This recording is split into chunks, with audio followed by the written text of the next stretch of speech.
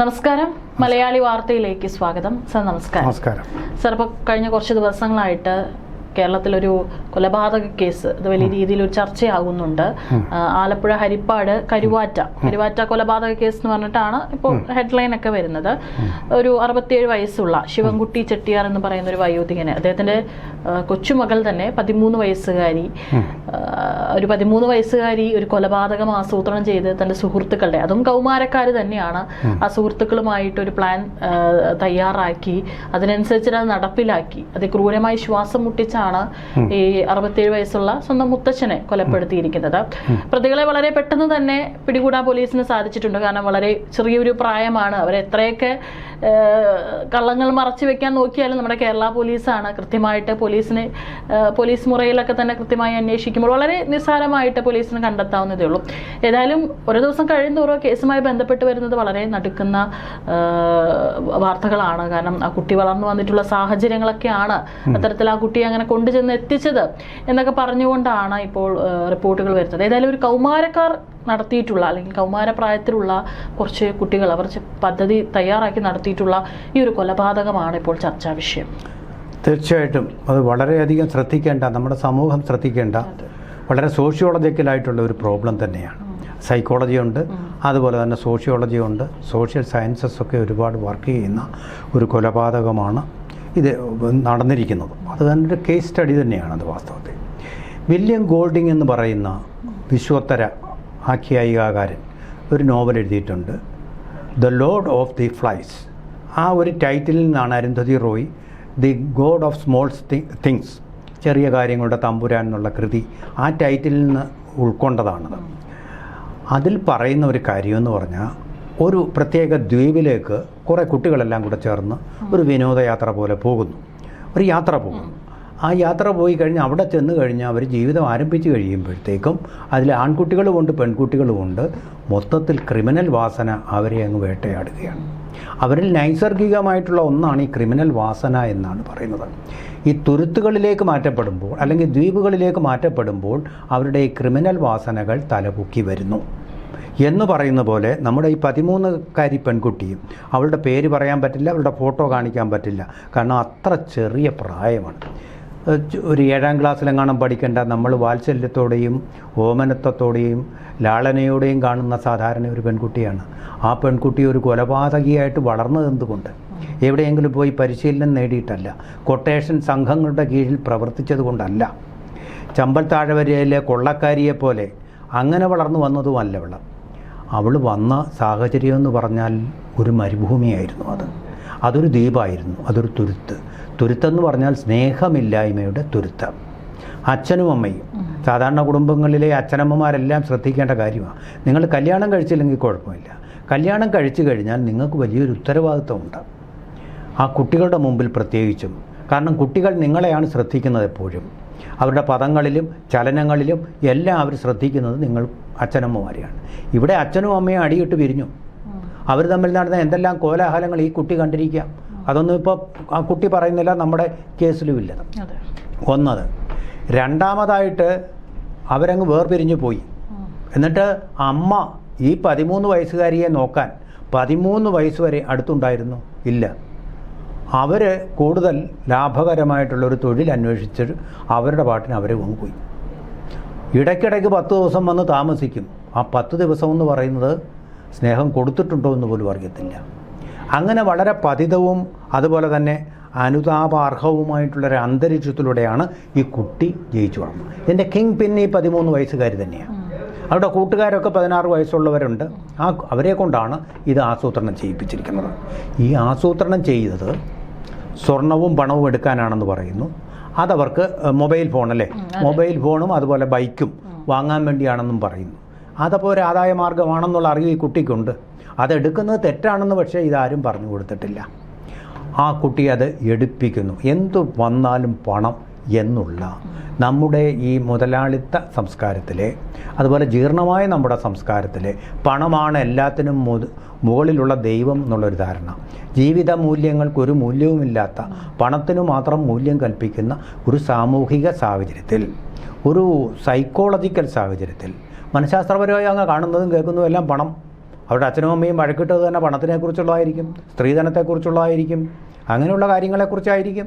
അപ്പോൾ മൂല്യമെന്ന് പറയുന്നത് പണത്തിനാണെന്നുള്ള ഒരു മനസ്സിലാക്കലാണ് കുട്ടി മനസ്സിലുണ്ടായിരിക്കുന്നത്, കുഞ്ഞു മനസ്സിലുണ്ടായിരിക്കുന്നത്. സ്നേഹം എന്താണെന്ന് അതിനെ അറിയത്തില്ല. അപ്പോൾ ആ സ്നേഹമില്ലായ്മ തന്നെയാണ് സ്വന്തം അപ്പൂപ്പനോടും കാണിച്ചത്. ഇനി അപ്പൂപ്പന്മാരും ശരിയല്ല, പല അപ്പൂപ്പന്മാരും ശരിയല്ല, അവർ കൊച്ചുകുട്ടികളോട് പെരുമാറുന്ന രീതികൾ ശരിയല്ല, അവർക്കും സ്നേഹം ഇങ്ങോട്ടില്ല. അങ്ങനെ പരസ്പര സ്നേഹശൂന്യമായിട്ടുള്ള ഒരു സമൂഹത്തിൻ്റെ ഒരു പ്രതിനിധിയാണ് പേരറിയാത്ത ഈ കൊച്ചു പെൺകുട്ടി. അതിൻ്റെ ഒരു അനന്തര ഫലമാണ് നമ്മൾ കാണുന്നത് സമൂഹത്തിൽ. പിന്നെ നമ്മൾ മൃഗങ്ങളെക്കാൾ കഷ്ടമായി തീരുക. സ്നേഹമെന്ന ചരട് നമ്മളെ ബന്ധിച്ചിട്ടില്ലെങ്കിൽ പിന്നെ അർത്ഥശൂന്യതയാണ് ജീവിതം. കൊല ചെയ്യുന്നതിലും പണം അപഹരിക്കുന്നതിലും ഒന്നും ഒരു തെറ്റും കാണാത്ത ഒരു മൂല്യവസ്ഥിതി. അതിലൂടെയാണ് നമ്മുടെ ഈ ജെൻസിയും ജെൻ ആൽഫയും ഒക്കെ കടന്നു പോകുന്നത്. അതിനു മുമ്പുള്ള പരമ്പരകളുടെ, ഇവിടെ ജനിച്ച് മരിച്ച പരമ്പരകളുടെ രീതിയിലല്ല ഇപ്പോൾ കാര്യങ്ങളുടെ പോക്ക്. കുറച്ചുകൂടി സ്നേഹം മാറിയിട്ട് കുറച്ചുകൂടി മരുഭൂമിയായിട്ട് വന്നിരിക്കുന്നു. ക്ലൈമറ്റ് ചേഞ്ച് വന്നിട്ട് നമ്മുടെ ചൂട് കൂടുകയും മഴ കുറയുകയും തണുപ്പ് കുറയുകയും ചെയ്തതുപോലെ സ്നേഹത്തിൻ്റെ തണുപ്പ് ഇല്ലാത്ത ഒരവസ്ഥയിലേക്കാണ് കാര്യങ്ങൾ പോകുന്നത്. ഇത് പണ്ടേ പലരും പറഞ്ഞിട്ടുള്ളത്, ഇങ്ങനൊരവസ്ഥയിലേക്ക് പോയി കഴിഞ്ഞാൽ പരസ്പരം സ്നേഹമില്ലാത്ത വെറും ശില്പങ്ങളായിട്ട് കല്ലുകളായിട്ട് ഒക്കെ നമ്മൾ മാറും. അതിൻ്റെ ഒരു ഗതികേടാണ് ഇവിടെ കാണുന്നത്. പിന്നെ ഇപ്പോൾ കരുവാറ്റയെ പറ്റി പറഞ്ഞ, കരുവാറ്റയുടെ നാടിനെ കുറ്റം പറയുകയല്ല, കരുവാറ്റയിൽ തന്നെ കുപ്രസിദ്ധമായിട്ടുള്ള ഒരു കൊലപാതകം നമ്മളൊക്കെ ജെൻസി ആയിരുന്ന കാലത്ത് നടന്നിട്ടുണ്ട്. നമ്മളല്ല, കൃഷ്ണേന്ദു അതിൽ വരില്ല, ഞാനൊക്കെ ജെൻസി ആയിരുന്ന കാലത്ത് നടക്കുന്നുണ്ട്.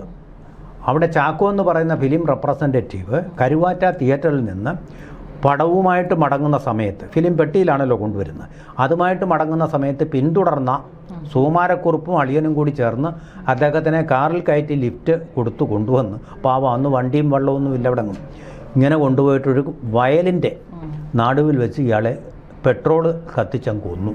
കാറിനും കൂടെ പെട്രോൾ ഒഴിച്ച്. ഇന്ന് വരെ സുകുമാരക്കുറുപ്പ് പിടിക്കപ്പെട്ടിട്ടില്ല. അപ്പോൾ സുകുമാരക്കുറുപ്പ് ഈ കുഞ്ഞു മനസ്സുകളുടെ മനസ്സിലൊരു ഹീറോ ആയാലും തെറ്റു പറയാനില്ല. ചാക്കോയെ കൊന്ന ആ കണ്ടം ഇപ്പോഴും ഉണ്ട്. കണ്ടം എന്നാണ് പറയുന്നത് വയലിൽ, അവിടെയൊക്കെ ഓണാട്ടുകര. ആ കണ്ടം ഇപ്പോഴും ഉണ്ട്. ചാക്കോ കണ്ടം എന്നുള്ള പേരിലാണ് അത് അറിയപ്പെടുന്നത്. മനസ്സിലായില്ലേ? അപ്പോൾ ഒരു ക്രൈമിൻ്റെ സ്മാരകമാണത്. ഇതുവരെ പിടിക്കപ്പെട്ടിട്ടില്ലാത്ത ഒരു ഹീറോ നടത്തിയ കൊലപാതകത്തിൻ്റെ രംഗമാണ് ഇവിടെ. ആ കൊലപാതകമുണ്ട്. ഇനി കുറച്ച് അകലെയോട്ട് മാറി ചെറിയനാടെന്ന് പറയുന്നത് ഇതിനും വളരെ അടുത്താണ്. അതേ ജില്ലയിൽ തന്നെ പെട്ട ചെറിയനാടാണ് ഭാസ്കര കാരണവരെന്ന് പറയുന്ന പ്രായമായ ആളിനെ സ്വന്തം മരുമകൾ തന്നെ കൊന്നത്, ഷെറിൻ എന്ന് പറയുന്നത്. അവരെയാണ് അടുത്തിടെ ജയിലിൽ നിന്ന് പുറത്തിറങ്ങി അവർ ഇപ്പോൾ ജയിൽ മോചിതയായി. അങ്ങനെ പാപങ്ങളെല്ലാം കഴുകിക്കളയപ്പെട്ടിരിക്കുന്നു. മനസ്സിലായില്ലേ? അപ്പം അങ്ങനെയുള്ള സാഹചര്യങ്ങളിലൊക്കെ വളരുന്ന കുട്ടികൾ ഇതൊക്കെ ശ്രദ്ധിക്കുന്നതിന് പുറമേ ഈ സ്നേഹശൂന്യത, അതുപോലെ അപ്പൂപ്പൻ ശിവൻകുട്ടി ചെട്ടിയാർ എന്നാണ് മരിച്ച ഹതഭാഗ്യൻ്റെ പേര്, തന്നോട് കാണിച്ച സ്നേഹമില്ലായ്മ ഒരുപക്ഷെ ആ കുട്ടി ആരോപിക്കുന്നതിനപ്പുറമുള്ള കാര്യങ്ങളുണ്ടെന്നാണ് പറയുന്നത്. അങ്ങനെ ആവാതിരിക്കട്ടെ എന്ന് പ്രാർത്ഥിക്കുക മാത്രമേ നമുക്ക് തൽക്കാലം നിവൃത്തിയുള്ളൂ. അങ്ങനെയൊക്കെ സംഭവിച്ചു കഴിയുന്ന ഒരു പെൺകുട്ടിയുടെ പതിതാവസ്ഥയിൽ അവൾ ഈ മറ്റു കൂട്ടുകാരെ കൊണ്ട്, ഈ കൂട്ടുകാരെന്ന് പറയുന്ന ആ കൂട്ടത്തിൽ ഇൻറ്റൻസായിട്ടുള്ള വികാരമുള്ള ആൾക്കാരാണ്. പെൺകുട്ടികളുള്ള അറ്റാച്ച്മെൻ്റ് എന്ന് പറയുന്നത് ആൺകുട്ടികളിൽ എനിക്കറിയാം ഭയങ്കരമായിട്ടുള്ള അറ്റാച്ച്മെൻറ്റ്. അവരെന്ത് പറഞ്ഞാലും കേൾക്കും. അവരുടെ സ്നേഹം കിട്ടാൻ വേണ്ടി എന്തു പാതകവും ചെയ്യും. ഈ പറയുന്നത് ഭീമസേനൻ പോയിട്ട് സൗഗന്ധിക പുഷ്പം തേടി എന്ത് സാഹസവും ചെയ്തു പോകുന്ന പോലെ സാഹസം ചെയ്യാൻ തയ്യാറാവും. അത്തരം ഒരു സാഹസമാണ് ഇവിടെ നടന്നത്. ഇവിടെ നേരത്തെ പറഞ്ഞതിൽ നിന്ന് വ്യത്യസ്തമായിട്ട് പിന്നീടുള്ള അന്വേഷണങ്ങളെ കണ്ടെത്തിയത്, ആദ്യം പറഞ്ഞത് അടുക്കളയുടെ ഒരു ഭാഗത്ത് അവിടെ ഒരു കമ്പിയഴി മാത്രമേ ഉണ്ടായിരുന്നു, അത് മാറ്റിയിട്ടാണ് വന്നതെന്നാണ്. അങ്ങനെയല്ല ഇപ്പോൾ വരുന്ന കാര്യം. കുളിമുറിയുടെ അവിടെ പിന്നെ ഇതുണ്ടായിരുന്നു, എക്സോസ്റ്റ് ഫാൻ. ആ ഫാനിൻ്റെ ചുറ്റിയിരുന്ന ഒരു വലയുണ്ടായിരുന്നു. ആ വല നീക്കം ചെയ്തിട്ടാണ് അകത്തേക്ക് കടന്നതെന്നാണ്. ഇനി ഒരു കാര്യം കൂടെ ഉണ്ട്. ഇത് രണ്ടാമത്തെ കൊലപാതകം ശ്രമമായിരുന്നു, അതാണ് വിജയിച്ചത്. ആദ്യത്തേത് വിജയിച്ചില്ല. ഈ പെൺകുട്ടി പറഞ്ഞത് കെട്ടിടത്തിൻ്റെ ഓട് പൊളിച്ചിട്ട് അതിനുള്ളിൽ കൂടി നല്ല ഭാരമേറിയ ഒരു കല്ലിട്ട് ആ കൃത്തനെ ഞാൻ കൊല്ലുക, എന്നിട്ടിറങ്ങി. പക്ഷേ അവിടെ നോക്കിയപ്പോൾ ഒരു മച്ചുണ്ട്, ഈ കല്ലിനെ താങ്ങുന്ന ഒരു മച്ചുണ്ടായതുകൊണ്ട്. അപ്പോൾ വളരെ വ്യക്തമാണ് ഇതൊരു ആസൂത്രിതമായിട്ടുള്ള കൊലപാതകമല്ല, ഇത് മറിച്ചൊരു അമച്വറിഷായിട്ടുള്ള കൊലപാതകമാണ്. ആസൂത്രിതമാണ്. എങ്ങനെ? ഈ പെൺകുട്ടി മറ്റുള്ളവരോട് പറയുന്നുണ്ട്. എന്നിട്ട് നോക്കണം, ഈ പെൺകുട്ടി തന്നെ എനിക്ക് പരീക്ഷ എഴുതാൻ പോകണമെന്ന് പറഞ്ഞു. സംശയം തോന്നി. ഈ കുട്ടി നോക്കണം, ആ കുട്ടിയുടെ വിചാരമെന്ന് പറഞ്ഞാൽ അങ്ങനെ പരീക്ഷ എഴുതാൻ പോകുമെന്ന് പറഞ്ഞാൽ ഉടനെ തന്നെ പോലീസ് അങ്ങ് വിട്ടയക്കും, അതുകൊണ്ട് രക്ഷപ്പെടാം. ഒരു തരത്തിലും നമ്മളെ പിടിക്കുകയില്ലെന്നൊക്കെയാണ് ധരിച്ചു വെച്ചിരുന്നത്. എല്ലാ കൊലപാതകികളും ഇങ്ങനെയൊക്കെയാണ് വിചാരിക്കുന്നത്. പക്ഷേ ഇത് വളരെ വ്യക്തമായിട്ടും കഷ്ടം തോന്നിപ്പോവും. വളരെ അമച്ചുറിഷായിട്ടും നടന്ന ഒന്നായതുകൊണ്ട് കയ്യോടെ തന്നെ മണിക്കൂറുകൾക്കകം തന്നെ പിടിക്കപ്പെടുകയാണ് ഉണ്ടായത്. എന്തായാലും ഈ 13 വയസ്സുള്ള പെൺകുട്ടിക്ക് ശിക്ഷ കിട്ടാൻ സാധ്യതയില്ല. പക്ഷേ ഇത് പറഞ്ഞ് ചെയ്യിച്ച ആൾക്കാരുണ്ടല്ലോ, അത് ചെയ്ത ആൾക്കാർക്ക് 16 വയസ്സിന് പരമാവധി ശിക്ഷ കൊടുക്കാനുള്ള ഒരു നീക്കമാണ് ഇപ്പോൾ പ്രോസിക്യൂഷൻ്റെ ഭാഗത്ത് നിന്ന് കിട്ടുന്നത്. കാരണം മെച്വറായിട്ടില്ലെങ്കിലും മെച്വറായിട്ടുള്ളതായിട്ടാണ് അവരെ കണക്കാക്കുന്നത് ഇത്തരം ഒരു കാര്യം കൃത്യം ചെയ്യാൻ വേണ്ടിയിട്ട്. ഇന്ന് അതിനെക്കുറിച്ച് വന്നിട്ടുള്ളത് ഈ കുട്ടിക്ക് കൗൺസിലിംഗ് കൊടുക്കാനുള്ള നടപടികളൊക്കെ കുട്ടിക്ക് ആരംഭിച്ചിട്ടുണ്ട്. കാരണം കുറെ നിർണായകമായിട്ടുള്ള കാര്യങ്ങളാണ്, ഫാമിലിയുമായി ബന്ധപ്പെട്ടുള്ള കാര്യങ്ങളൊക്കെയാണ് ഈ കുട്ടി പൊട്ടിക്കരഞ്ഞുകൊണ്ട് ചോദ്യം സ്നേഹം കിട്ടിയിട്ടില്ല എന്ന് പറയുന്നത്. ആ പൊട്ടിക്കരച്ചിലൊരു കൃത്രിമമല്ല. കാരണം അങ്ങനൊന്നും അഭിനയിക്കാൻ അറിയാത്ത ഒരു തലമുറയാണ് നമ്മുടെ ഈ ജെൻസിയും ജെൻ ആൽഫയും ഒക്കെ. അത് കരയുന്ന അവരെ അപ്പോഴാണ് അതിൻ്റെ നൊമ്പരം പുറത്തു വരുന്നത്. ഈ വിഷമങ്ങളെല്ലാം കൂടി ഉരുണ്ടുകൂടിയതിൻ്റെ ഒരു തിക്കുമുക്കാണ് ഈ കൊലപാതക ആഹ്വാനമായിട്ട് അല്ലെങ്കിൽ പ്രേരണയായിട്ട് സംഭവിച്ചതെന്ന് മാത്രമേ വിശ്വസിക്കാൻ പറ്റുള്ളൂ. കാരണം നമ്മളെ സംബന്ധിച്ചിടത്തോളം നമ്മുടെ കൺമുമ്പിൽ കാണുന്നത് അവിശ്വസനീയമായിട്ടുള്ള കൊലപാതകം. ഇനി വേറൊരു ആംഗിളിൽ കൂടി അന്വേഷിക്കേണ്ടതുണ്ടെന്ന് എനിക്ക് തോന്നുന്നു. അത് നമ്മുടെ ഓപ്പറേഷൻ തുഫാൻ്റെ ഭാഗമായിട്ട് കൂടി കൊച്ചുകുട്ടികളൊക്കെ ധാരാളമായിട്ട് ഇപ്പോൾ ഡ്രഗിന് വിധേയമാവുന്നുണ്ട്. അപ്പോഴാണ് നമ്മുടെ തലച്ചോർ തലതിരിച്ച് ചിന്തിക്കാനും ഒക്കെ തുടങ്ങുന്നത്. അങ്ങനെയുള്ള വല്ല സ്വാധീനവും ഉണ്ടായിട്ടുണ്ടോ എന്നുള്ളത് കൂടി അന്വേഷിക്കണം. അത്ര ക്രൂരനാവാൻ പറ്റുമോ മനുഷ്യർക്ക്? ബേസിക്കലി അത്ര ക്രൂരരാവാൻ പറ്റുന്ന ഒരു സമൂഹത്തിൽ ജീവിക്കുമ്പോൾ, ഒറ്റപ്പെട്ട ഐലൻഡിൽ പോകുമ്പോഴത്തെ കാര്യമല്ല ഞാൻ പറയുന്നത്, സമൂഹത്തിൽ ജീവിക്കുമ്പോൾ അത്ര ക്രൂരരാവാൻ മനുഷ്യർക്ക് സാധാരണഗതി പറ്റാറില്ല. ഈ കേരള സമൂഹം എന്ന് പറയുന്ന ഇത്ര ജനസാന്ദ്രമായിട്ടൊരു സംസ്ഥാനത്ത് ഇതെങ്കിലും അട്ടപ്പാടിയോ അവിളിയൊന്നുമല്ല, നഗരമധ്യത്തിൽ നമ്മുടെ വാനിറ്റി ഫെയറുകൾക്ക് നടുവിലാണ് ഇങ്ങനെ സംഭവിച്ചിരിക്കുന്നത്. കൊല്ലം എന്ന് പറയുന്ന സ്ഥലം ഏറ്റവും വിദ്യാഭ്യാസമുള്ള ആൾക്കാർ, അതുപോലെ ചിന്തിക്കുന്ന ആൾക്കാരും ഒക്കെയുള്ള കലാകാരന്മാരുടെ കേന്ദ്രം കൂടിയായി ആ സ്ഥലം. അവിടെ ഇങ്ങനെയൊക്കെ അവിടെ നിന്നൊരു കൂട്ടം ഇങ്ങനെ വന്നിട്ട് ഹരിപ്പാടിനെന്താ ക്ഷേത്രങ്ങളുടെയൊക്കെ മണ്ണാറശാല ക്ഷേത്രത്തിൽ അതെ നമ്മുടെ ഓപ്പറേഷൻ തുഫാൻ നയിക്കുന്ന ആളിൻ്റെ തന്നെ നാട് എക്സാക്ട്ലി. അങ്ങനൊരു സ്ഥലത്ത് ഇത് അന്വേഷിക്കണം. 16 വയസ്സുള്ള കുട്ടികൾ ഇങ്ങനെ എൻ്റെ ഒരു കുട്ടിയാവും, അല്ലെങ്കിൽ കൃഷ്ണേന്ദുവിന് കുട്ടി ഇല്ല, പക്ഷേ അത് നമ്മുടെ ബന്ധുക്കളുടെ കുട്ടികളെ നോക്കിക്കഴിഞ്ഞാൽ അറിയാം ഇങ്ങനൊരു കൃത്യം ചെയ്യാൻ അവരൊരിക്കലും സാഹസപ്പെടുകയില്ല, ധൈര്യപ്പെടില്ല. അതാണ് കേരളത്തിൻ്റെ ശരാശരി സാധാരണ ആൾക്കാർ അങ്ങനെയാണ് പെരുമാറുന്നത്. അതിനുള്ള ധൈര്യമൊന്നും അവർക്കുണ്ടാവില്ല. ഈ കുട്ടികൾക്ക് എങ്ങനെ ധൈര്യം വന്നു എന്നുള്ളിടത്താണ്. ഇവർ കൂട്ടായതിൻ്റെ കാര്യം സ്നേഹശൂന്യതയാണ്. കൂട്ടായി കഴിഞ്ഞപ്പോൾ അവരിൽ ഈ വില്യം ഗോൾഡിങ്ങിൻ്റെ the Lord of the Flies എന്ന് പറയുന്ന കൃതിയിലെ പോലെ, അത് നൊബേൽ സമ്മാനം കിട്ടിയതാണ്, നൊബേൽ സമ്മാനം. ആ കൃതിയിലെ പോലെ ഈ കുട്ടികൾ കുകൃതികളായി തീർന്നു അല്ലെങ്കിൽ വികൃതികളായി തീർന്നു എന്നുള്ള വാസ്തവം നമ്മുടെ സമൂഹത്തെ ഞെട്ടിപ്പിക്കുന്നതാണ്. ഇത് വാസ്തവത്തിൽ നീറ്റ് പരീക്ഷയെക്കാളും വലിയൊരു ചോദ്യമാണ്. ഇങ്ങനെ കുട്ടികളായി തീർന്നാൽ നമ്മുടെ സമൂഹം എങ്ങനെയായി തീരും എന്നുള്ള ഭീകരന്മാരുടെ ഒരു സമൂഹമായിട്ട് തീരില്ലേ, പരിണമിക്കില്ലേ? അത് വളരെ നമ്മുടെ മനുഷ്യത്വമില്ലാത്തൊരു സമൂഹമായി തീർന്നാൽ പിന്നെ മനുഷ്യൻ എങ്ങനെയാണ് അവിടെ ജീവിക്കാൻ പറ്റുക? തീർച്ചയായിട്ടും. ഏതായാലും ഇപ്പോൾ വളരെ നിർണായകമായിട്ടുള്ള, അല്ലെങ്കിൽ കേരളത്തെ മുഴുവൻ ഞെട്ടിച്ചൊരു കാര്യമാണ്. എന്തായാലും ഒരു ക്രിമിനൽ പശ്ചാത്തലമോ അല്ലെങ്കിൽ അത്തരത്തിലൊന്നും ഇല്ലാത്ത വളരെ കൗമാരക്കാരായിട്ടുള്ള കുട്ടികളാണ് ഇത് ചെയ്തത് എന്നുള്ളതാണ്.